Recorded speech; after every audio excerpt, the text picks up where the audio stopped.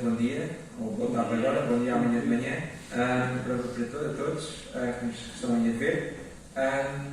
Sejam bem-vindos a mais uma reunião de jovens. Eu sei que vocês já me veem a mim, mas eu posso-vos garantir que há mais jovens aqui deste lado.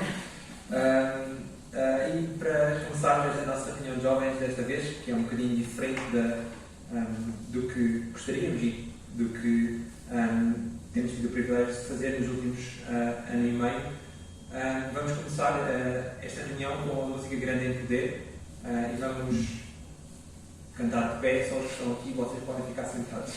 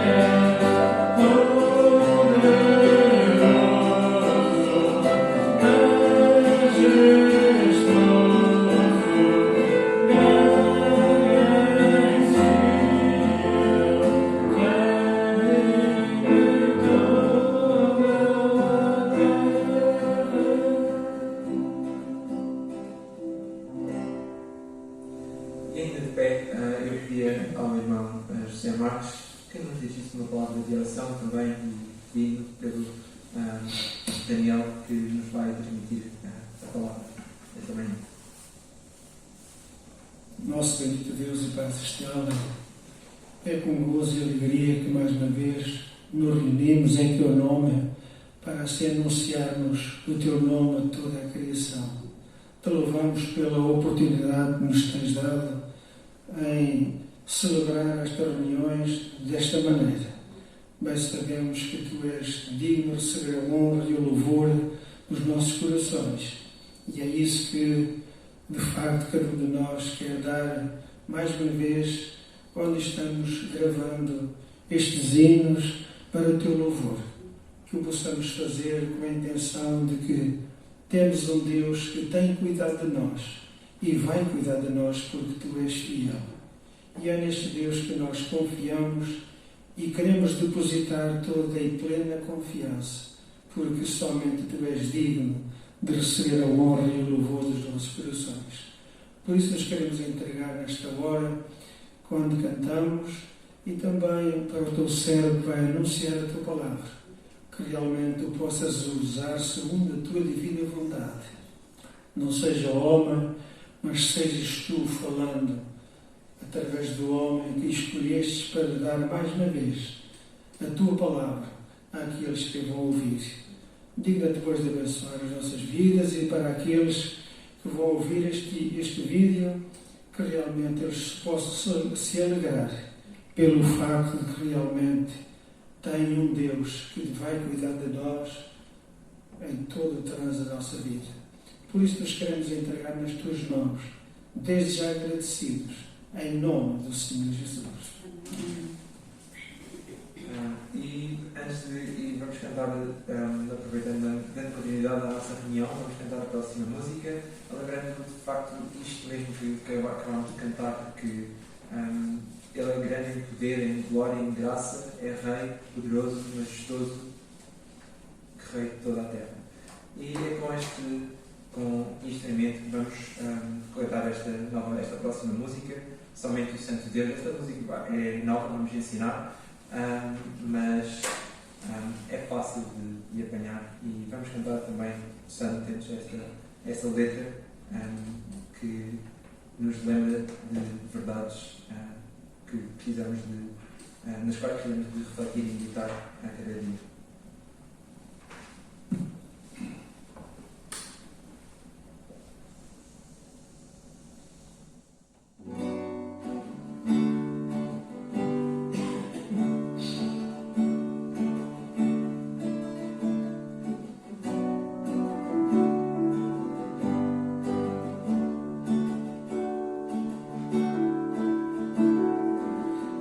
Sobre o céu tem todo o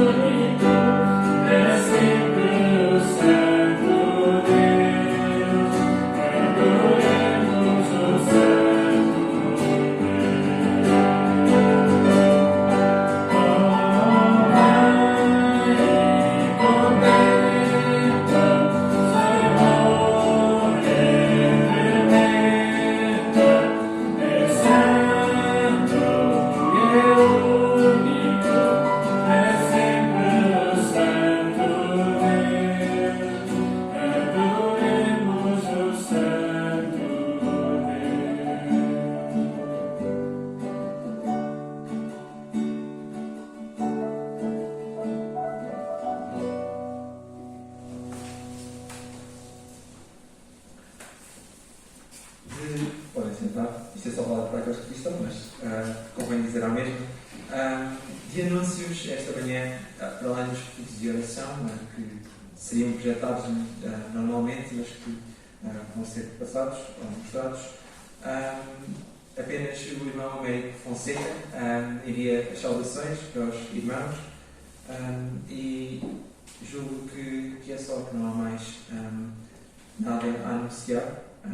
E antes de ainda ouvirmos a mensagem que nos vai ser transmitida pelo Daniel Miguel, do Sul da Igreja que se reúne no Silveiro, e antes de continuarmos então a estudar a carta de Paulo aos Colossenses, de continuarmos nesta série de estudos que temos estado a fazer nesta mesma carta, vamos cantar ainda mais uma música cujo título é O Cordeiro que Sofreu. Esta música, mais uma vez, já foi cantada, mas de facto que possamos cantar esta música meditando e refletindo na cruz, refletindo em Jesus, naquilo que Ele fez por nós e naquilo no estatuto, na identidade que agora temos enquanto filhos de Deus. E vamos fazer isto de pé, mais uma vez também.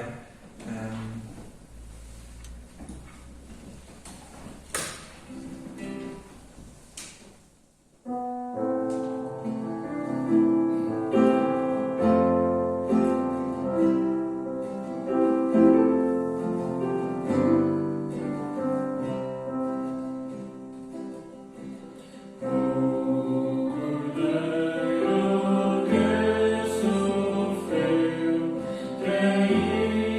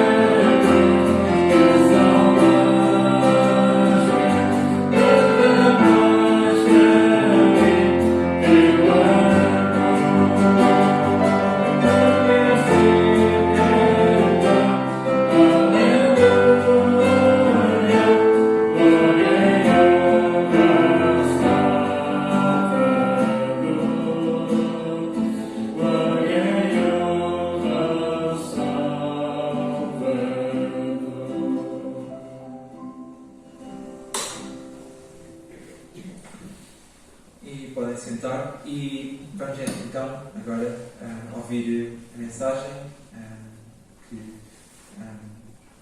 Deus tem para nós e vamos, eu chamava então, vou passar então a palavra ao Daniel e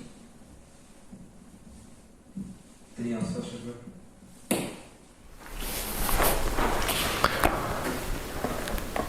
Boa tarde, irmãos. Eu quero saudar-vos na graça e na paz do Senhor, agradecer a oportunidade de estarmos juntos, de podermos juntamente olharmos para a Palavra de Deus, ainda que desta forma, um pouco à distância, ainda que usando ferramentas que normalmente não utilizaríamos. Seria um prazer para mim estar convosco, estar com os irmãos aí, neste culto, e eu quero agradecer a oportunidade que me dão de, ainda que à distância, podermos estar perto. Essa é uma graça que temos é uma graça que temos da parte de Deus, por intermédio do Espírito, podermos, ainda que longe, estarmos com o mesmo espírito de louvor e de dar honra ao nosso Deus, que é digno de a receber. Eu quero convidar-vos desde já. Eu sei que grande parte de vós estão nas vossas casas a assistir ao culto, a assistir a esta mensagem, e em casa normalmente nós podemos facilmente distrair-nos mais um pouco, mas eu queria que vocês abrissem também igualmente nas vossas casas a carta de Paulo aos Colossenses, capítulo 3. É esse o texto que me foi convidado a que apresentasse, a que pregasse, e é para mim um texto muito querido. Já o preguei em outras alturas, inclusive aqui na Igreja do Silveiro, e agradeço a oportunidade que me dão. Então, olhando já para o texto, nós vemos que desde o início do capítulo 3, Paulo começa com uma condição. E eu queria começar por aqui, antes de darmos uma pequena ênfase até aos momentos e aos tempos que vivemos hoje. Eu queria que olhássemos logo para o versículo 1. Certamente já o estudaram, mas o versículo 1 do capítulo 3 apresenta uma condição que vai definir todo o resto do capítulo. Reparem que Paulo diz: portanto, se fostes ressuscitados juntamente com Cristo. E a partir daí Paulo apresenta uma série de sugestões, ou se calhar Paulo vai um bocadinho mais além, e são mais do que sugestões, mais do que conselhos, quase como ordens. Ele usa 22 verbos no modo imperativo, e nós sabemos quando um verbo é utilizado desta forma, é porque há alguma coisa de muito importante a dizer, há alguma coisa que deve ser obedecida. E a condição é, se nós fomos ressuscitados com Cristo, então devemos viver de uma certa forma. Paulo começa por dizer que devemos buscar as coisas do alto, pensar nas coisas que são de cima e não nas que são aqui da terra. E em todo o capítulo, até ao versículo 6 do capítulo 4, Paulo mantém-se nesta temática. Se fomos ressuscitados com Cristo, então devemos viver assim. Devemos andar assim, devemos nos comportar assim, devemos revelar uma série de aspectos da nossa vida, já que fomos ressuscitados com Cristo. É importante nós pensarmos, e era isto que queria que nós introduzíssemos desta forma, que estamos a viver tempos muito diferentes daqueles que normalmente nós vivemos como igreja. Nós olhamos para o ser igreja e pensamos muito em atividades, pensamos muito em tempo em que estamos juntos, pensamos muito em culto, pensamos muito em reuniões de jovens, pensamos muito em acampamentos, pensamos muito em congressos, pensamos muito em estudos bíblicos, e tudo isso é igreja. Isso é verdade, tudo isso é igreja, tudo isso é importante. No entanto, os tempos que vivemos hoje, esse tipo de atividades reduziram-se drasticamente. Até o próprio culto, em grande parte do tempo, nos últimos meses, tem sido reduzido a cultos online, cultos não presenciais. Já para não falar de todo o resto de atividades que deixámos simplesmente de fazer. A pergunta que nós podemos fazer é: porventura, o ser igreja tem sido difícil de exercer para nós? Tem sido para nós difícil pensarmos o que é que podemos fazer para ser igreja? De que forma podemos viver para que continuamente e nestes tempos nós possamos ser igreja? O que é a Igreja de Cristo, onde quer que ela esteja, pode e deve fazer para que seja igreja e continue a ser igreja, continue a representar o Evangelho de Cristo no lugar onde está? Paulo vai dizer, e está a dizer neste capítulo e nestes versículos que vamos ler, Como podemos ser igreja? Eu queria que nós olhássemos para este texto e pensássemos, nos dias de hoje, trouxéssemos este texto para nós, trouxéssemos este texto para hoje, para o ano 2021 e pensássemos, nós podemos ser igreja vivendo assim. Nós podemos e devemos ser igreja demonstrando que somos representantes de Cristo na terra onde estamos, no lugar onde vivemos, sendo igreja, vivendo assim. Então reparem o que Paulo diz a partir do versículo 12 e não se esqueçam que ele continua seguindo a condição do versículo 1. Portanto, se fostes ressuscitados juntamente com Cristo, devem viver de certa maneira. E ele diz, revesti-vos, pois, como eleitos de Deus, santos e amados, de ternos afetos de misericórdia, de bondade, de humildade, de mansidão, de longanimidade. Suportai-vos uns aos outros, perdoai-vos mutuamente, caso alguém tenha motivo de queixa contra outrem. Assim como o Senhor vos perdoou, assim também perdoai vós. Acima de tudo isto, porém, esteja o amor, que é o vínculo da perfeição. Seja a paz de Cristo o árbitro em vosso coração, à qual também fostes chamados em um só corpo, e sede agradecidos. Habite ricamente em vós a palavra de Cristo, instruí-vos e aconselhai-vos mutuamente em toda a sabedoria, louvando a Deus com salmos e hinos e cânticos espirituais, com gratidão em vosso coração. E tudo o que fizerdes, seja em palavra, seja em ação, fazei-o em nome do Senhor Jesus, dando por ele graças a Deus Pai. São princípios muito práticos que Paulo nos traz aqui e que devem nos servir de motivação, devem nos servir de reflexão para vivermos sendo igreja nos dias de hoje. Paulo começa por usar uma expressão, uma pequena palavra, que é a palavra revesti-vos, que nos dá uma ideia muito figurada de alguma coisa que vestimos, não é? Alguma coisa com que cobrimos o nosso corpo, com que nos agasalhamos, com que temos de usar. Mas Paulo recalca esta ideia, ele diz revesti-vos. Paulo está a falar claramente, está a mencionar a nova vida que temos em Cristo. Portanto, se fostes ressuscitados com Cristo, nós temos uma nova veste, uma nova vestimenta, é-nos dada por Cristo, uma nova roupagem. E ele diz, revesti-vos. Importa que vos revistais a cada dia desta nova roupa. Importa que vos revistais de algo novo. Como deve ser este novo modo de viver segundo Paulo? Revesti-vos como o quê? Como eleitos de Deus, santos e amados. Santos e amados, eleitos de Deus. Paulo está a dizer que a nossa veste, o nosso comportamento, o nosso parecer, é para isso também que nos vestimos, não é? Não só para nos cobrirmos, não só para nos aquecermos, mas também para parecer. E muito nos vestimos para parecer. Paulo está a dizer que nós devemos viver de forma que pareça que somos de Cristo. A nossa roupagem, a nossa veste, o nosso comportamento deve ser como eleitos de Deus, como santos e amados. A palavra santidade fala-nos muito de separação, de alguma coisa que é separada. E se nós devemos pensar e pensamos que devemos ser igreja neste mundo, devemos ser igreja nestes dias, devemos ser igreja neste século, nós devemos pensar que, ainda que sejamos igreja neste tempo, nós não somos deste tempo, não somos desta terra, não somos deste mundo. Porque estamos e fomos separados por Deus para a santidade.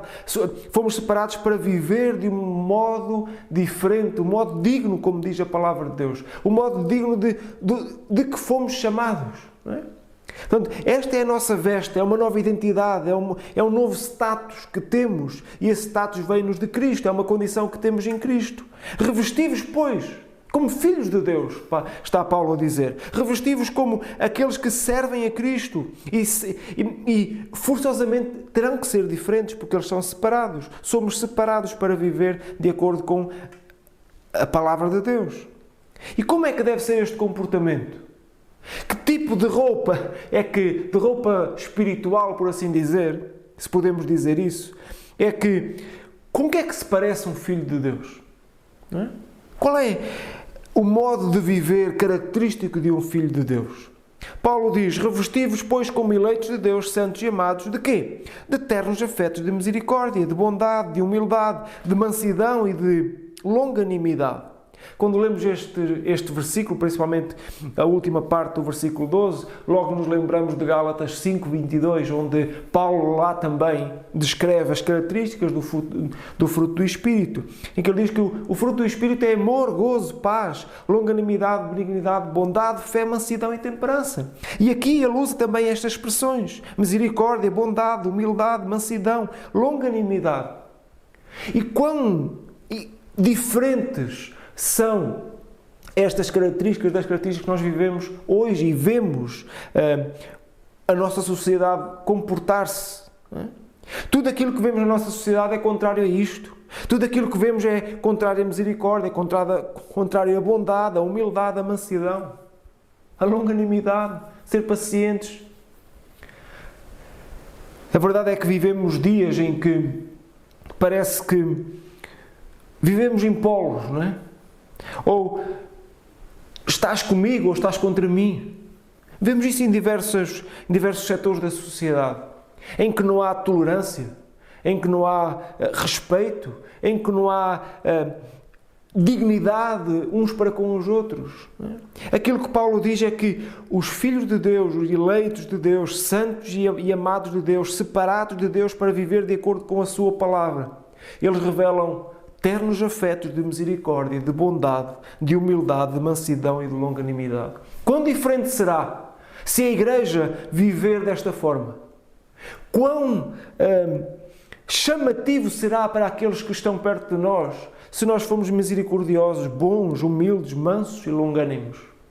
Certamente seremos notados, certamente o Filho de Deus será reconhecido, não por aquilo que ele é, mas por ser Filho de Deus, pelo seu Senhor e Mestre, o Senhor Jesus. E quão este mundo perdido em pecado, caído em iniquidade, precisa de ver a Igreja brilhar, precisa de ver a Igreja manifestar-se desta forma. Paulo continua ainda e diz a partir do versículo 13 o seguinte: suportai-vos uns aos outros, perdoai-vos mutuamente, caso alguém tenha motivo de queixa contra outrem, assim como o Senhor vos perdoou, assim também perdoai vós. Além das características que Paulo fala a seguir, que são características fundamentais do Filho de Deus, ele diz também que nós podemos e devemos demonstrar que fomos ressuscitados com Cristo, trazendo para o nosso exemplo, podemos ser Igreja suportando-nos uns aos outros e perdoando-nos mutuamente. Quando Paulo diz suportai-vos uns aos outros e perdoai-vos, podemos entender a palavra suportar de duas formas. Não só aquela ideia de suportar como que aturar alguém, não é? Usamos muito essa expressão. Então nós suportamos aquela pessoa. Pode ser esse um sentido, mas suportar também pode ser cuidar, pode ser não deixar cair, não é? E Paulo diz que esse deve ser o nosso comportamento, nós suportarmos uns aos outros, perdoando-nos mutuamente. Reparem, o perdão é das coisas mais difíceis que um coração cheio de si mesmo conseguirá fazer, não é? No entanto, facilmente nós percebemos que qualquer dissensão de qualquer espécie, ela poderia terminar brevemente se uma das pessoas que estão incluídas nessa dissensão pudessem dizer perdoa-me, ou peço perdão, e receber da outra pessoa eu perdoo-te. Não é? Todas as dissensões, todas as discussões, todos os problemas entre duas pessoas ou mais pessoas terminariam se alguém dissesse perdoa-me. Não é? E Paulo é muito claro relativamente a este assunto, porque ele lembra o perdão que nós recebemos de Deus. E não se esqueçam da condição: se fomos ressuscitados com Cristo, se somos filhos de Deus, o perdão deve ser uma das nossas principais características. Porque nós, aqueles que já reconheceram o seu pecado diante de Deus, já se humilharam, já perceberam e já confessaram diante de Deus a sua pequenez, a sua fragilidade, a sua necessidade de um Salvador, facilmente nós percebemos que muito nos foi perdoado e que muito nos continua a ser perdoado a cada dia. Então, tendo essa percepção, nós estamos numa condição mais vantajosa para perdoar. É isso que Paulo diz. Assim como o Senhor vos perdoou, assim também perdoai vós. Se aqueles que já foram ressuscitados com Cristo, se aqueles que são igreja, se nós que somos corpo de Cristo, igreja neste mundo, sabemos e percebemos, entendemos o quanto fomos perdoados, nós vamos perdoar facilmente. Vamos perdoar facilmente. Será algo de fácil de praticar na nossa vida. Eu vou perdoar fácil se eu lembrar a cada dia aquilo que me foi perdoado por Cristo. Eu vou perdoar o meu irmão se eu tiver a percepção certa de quem eu sou perante o perdão de Deus. Mas quando eu olho para mim mesmo e me acho grande demais, e olho para o meu próximo, para o meu irmão ou outra pessoa, e a acho pequena demais, então eu não vou perdoar. E aliás, quando nós não perdoamos, nós revelamos exatamente isso. Revelamos que temos uma imagem superior de nós próprios daquela que deveríamos ter. Quando não perdoamos, nós revelamos também que compreendemos mal a graça de Deus. Quando nós não perdoamos alguém, quando nós não suportamos o outro, não cuidamos dele, antes o colocamos de parte, antes o desprezamos, nós não estamos a exercitar, a viver a compreensão da graça e da misericórdia de Deus na nossa vida. Antes, pelo contrário, ser igreja, e ser igreja nestes dias, vai ser tão marcante e será tão marcante se perdoarmos e se suportarmos uns aos outros. Não é? Parece que a igreja nos dias de hoje, nos dias em que os relacionamentos, as interações são menores, não é? Há menos relacionamento humano. E a igreja é tanto relacionamento humano. A igreja é tanto o apoiar-se, o estar junto, o conversar, o falar, o instruir. Já vamos lá. A igreja é tanto isso. Nos dias de hoje vivemos muito pouco isso, infelizmente. Mas mesmo assim, quanto nós carecemos de ser suportados uns pelos outros. Então que nos possamos suportar e perdoar, porque essa é uma característica do ser igreja. Reparem o que Paulo diz no versículo 14. Acima de tudo isso, porém, esteja o amor, que é o vínculo da perfeição. Reparem que Paulo começou por usar a expressão revestivos. Revestivos de alguma coisa. Revestivos como santos e amados, separados por Deus. E agora ele diz acima de tudo isso, acima dessa veste, acima de todas essas peças de roupa, se podemos dizer assim, que usam ou que estão a usar na vossa vida, acima disso esteja o amor. Figurativamente, nós quase que podíamos dizer que Paulo olha para o amor como a última peça que cobre todas as outras. Não é? Nestes dias de frio e de chuva é fácil percebermos que peça será, não é? Um casaco. O amor pode ser um casaco, vamos pensar assim, que está sobre todas as outras peças. É a última peça, é a primeira peça visível. É a que cobre todas as outras, é a que reveste todas as outras. Paulo diz, acima de tudo isso, porém, esteja o amor, que é o vínculo da perfeição. Acima da misericórdia, acima da bondade, acima da humildade, acima da mansidão, da longanimidade, acima do perdão, esteja o amor. Paulo basicamente está a dizer que a nossa motivação para perdoar, a nossa motivação para sermos misericordiosos e graciosos perante o outro, é o amor que devemos ter para com ele. Não é? Paulo diz que o amor é o vínculo da perfeição. No sentido em que nós podemos perdoar, podemos ser mansos, longânimos e ainda assim não ser perfeitos. Ainda assim não exercer esse comportamento de um modo perfeito. Mas Paulo diz, se quando vocês perdoam, se quando vocês se suportam uns aos outros, quando vocês são misericordiosos, bons e graciosos, fazem isso porque se amam, então o amor é o vínculo da perfeição. Há perfeição nessa ação. O amor é o vínculo da perfeição. É isso que Paulo nos diz acerca do amor. Paulo continua e diz no versículo 15: seja a paz de Cristo o árbitro em vosso coração, à qual também fostes chamados em um só corpo, e sede agradecidos. Paz, a paz de Cristo, seja ela o árbitro, o juiz, aquele que decide, seja a paz que decide em vosso coração.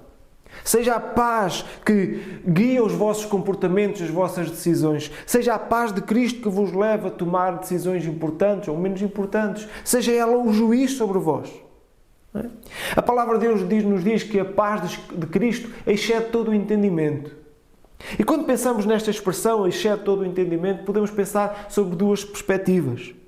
A paz de Cristo excede todo o entendimento porque, por mais que nós procuremos em outro lugar, em algum lugar de sabedoria, de entendimento, de conhecimento, nenhum outro raciocínio, não encontraremos esta segurança e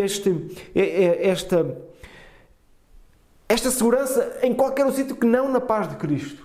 Portanto, por isso é que ela é acima de todo o entendimento, excede todo o entendimento.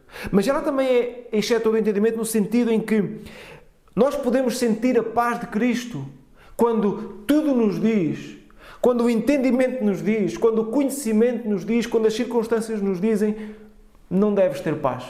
Não há nada que esteja na tua vida que te permita ter paz. Há estas duas perspectivas.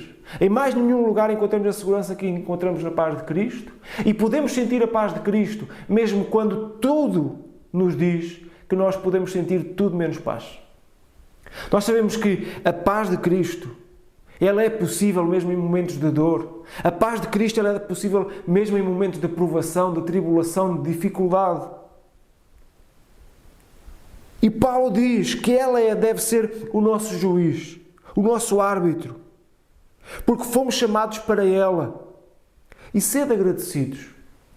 A verdade é que as circunstâncias da nossa vida podem levar-nos muitas vezes ao desespero, podem levar-nos a sentirmos uma grande dificuldade em viver, uma grande dificuldade em continuar a caminhar no caminho de Deus.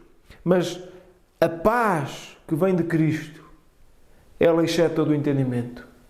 A paz que vem de Cristo, ela faz-nos sentir aquilo que não sentimos em mais nenhum lugar. A paz de Cristo, na paz de Cristo nós encontramos a verdadeira segurança. Então, que possamos verdadeiramente buscar em Cristo, buscar em Deus, buscar na palavra, através da oração, a paz. A paz que é inexplicável e que nos permite, num mundo e num tempo tão difícil, num tempo em que é tão difícil ter paz e estar sossegado, tão difícil ter paz e estar seguro, estar confiante, não ter dúvidas. É possível vivermos nestes dias tendo paz. E ser igreja nestes dias é demonstrar que se vive em paz. Paulo termina com o versículo 16 e o versículo 17, ele diz: habite ricamente em vós a palavra de Deus, instruí-vos e aconselhai-vos mutuamente em toda a sabedoria, louvando a Deus com salmos e hinos e cânticos espirituais, com gratidão em vosso coração. Paulo exorta e adverte que em nós deve estar a palavra de Deus. Habite ricamente em vós a palavra. Habite constantemente a palavra. Instruí-vos, aconselhai-vos, falai uns com os outros sobre ela. Não é? Porque é dela que vem toda a sabedoria. É dela que vem toda a instrução para a vossa vida. Paulo diz, encham-se da palavra. Habite ricamente em vós. Na igreja, a palavra. Ser igreja é estar preenchido pela palavra. Ser igreja é estar cheio da palavra. Meditar nela dia e noite. Instruir-nos e aconselhar-nos nela. Não é? Se quisermos opiniões humanas, nós temos tanto sítio para onde ir. Se quisermos opiniões baseadas em outro tipo de conhecimentos, nós temos tanto para onde ir. Mas a verdade é que não encontraremos a verdadeira sabedoria noutro lugar que não na palavra de Deus. Não é? E precisamos de nos instruir uns aos outros, de nos aconselhar na palavra. Na palavra, instruir-nos através da palavra. Às vezes perdemos muito tempo falando de nós próprios, falando de coisas humanas, e talvez nós possamos perder menos tempo e direcionarmos a nossa atenção para a palavra. Possamos aconselhar-nos e instruir-nos uns aos outros pela palavra. Louvando a Deus com salmos, hinos e cânticos espirituais, com gratidão em vosso coração. Bem, talvez isto nos dias de hoje não o possamos fazer de uma forma conjunta, cultuando a Deus, como costumamos fazer. E tão bom é nós sermos igreja, reunindo-nos para cultuar, louvar a Deus com salmos, hinos e cânticos espirituais e com gratidão em nosso coração. Mas não quer dizer que este espírito nos abandone. Não devemos permitir que este espírito de gratidão e de louvor e de alegria abandone os nossos corações. Porque mais do que um momento em que estamos juntos para o fazer, ele é um sentimento, é algo que está em nós e do qual nós não podemos abdicar na nossa vida. Ser igreja é ser grato. Ser igreja é viver vidas que demonstrem alegria no Senhor, prazer no Senhor. E por isso nós louvamos e bendizemos o nosso Deus. Por fim, Paulo termina esta porção. Tudo o que fizerdes, seja em palavra, seja em ação, fazei-o em nome do Senhor Jesus, dando por ele graças a Deus Pai. Tudo o que fizerdes, mesmo tudo o que está para trás, tudo o que vimos, tudo o que fizerdes, seja falando, seja agindo, fazei-o em nome do Senhor Jesus, dando por ele graças a Deus Pai. Ser igreja é isto, irmãos. E nós podemos ser igreja nos dias de hoje, vivendo assim. Ser igreja é viver da forma com que fomos chamados. Se fomos ressuscitados juntamente com Cristo, então, vivamos assim. Demonstremos este comportamento, demonstremos este modo de viver e tenho a certeza que a palavra de Deus é clara e nos diz que se nós vivermos assim, os outros notarão. Quem está perto de nós notará que algo de diferente há em nós. E ser igreja é demonstrar a graça de Deus a cada dia. Que Ele nos desafie nesse sentido e nos leva a viver assim nos dias difíceis que vivemos. Vamos terminar com a oração. Amado Deus, eu louvo o Teu nome e Te agradeço pela oportunidade que nos dás de meditarmos na Tua Palavra. Meditarmos nos preceitos que encontramos nela. E Te agradecemos por sermos igreja. Te agradecemos por sermos corpo, por sermos da Tua família. Te agradecemos por sermos representantes da Tua Palavra neste mundo, representantes do Teu Evangelho, do Evangelho que nos alcançou e que nos salvou. Ajuda-nos, Pai, a ser igreja, a vivermos desta forma como lemos, a sermos humildes, mansos, bondosos, a suportarmos aos outros, a amarmos e perdoarmos uns aos outros, para que assim possamos ser reconhecidos como Teus filhos, chamados e separados para vivermos de acordo com a Tua vontade. Abençoa a igreja que está em Coimbra, Pai, ser com ela, a fortalece e guia. É a minha oração no nome de Jesus. Amém. Temos chegado ao final de mais uma reunião de jovens. Obrigado a Daniel por ter aceito o convite e também a todos vós que estiveram aí desse lado e connosco. O resto de um bom domingo para todos e beijos e abraços desinfetados.